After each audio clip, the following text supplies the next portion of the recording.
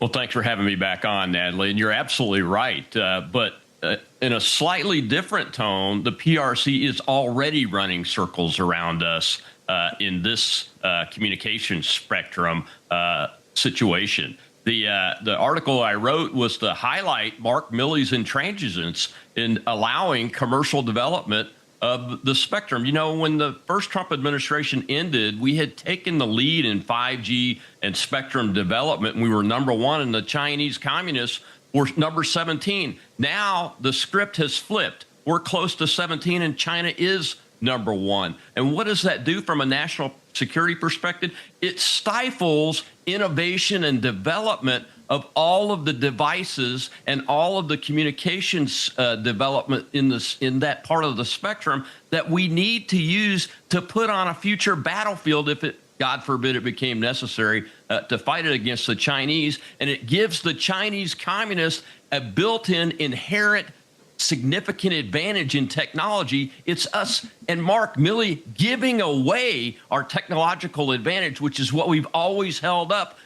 When people talk about the numbers of things like the Chinese Navy ships outnumber our Navy today, but we always talk about our technology. Well, we are giving the Chinese that lead, and they are taking it readily, and we've got to do something about it. I agree with Steve. I think we ought to court-martial Mark Milley.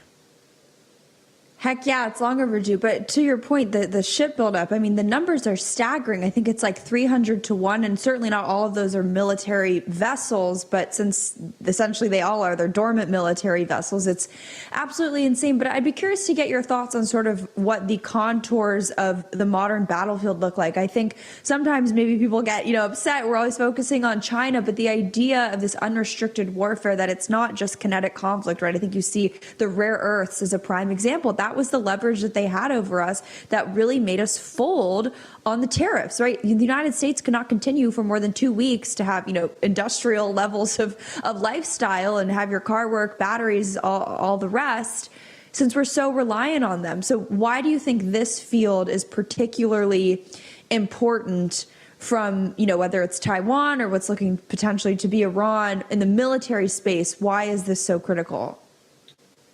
Well, look, you've probably seen, like everybody else has, the demonstration with 10,000 drones controlled by artificial intelligence, all able to fly in commercial formations. That is the picture of the modern battlefield that's evolving and revealing itself in places like the Ukraine and Russia war that we're seeing. And this space is critically important for the United States to not only regain the advantage in that technology, but to take the lead and keep the lead in that technology, because any future battlefield, the Chinese Communist Party has already developed those kind of things. The demonstration I just mentioned was a Chinese government demonstration.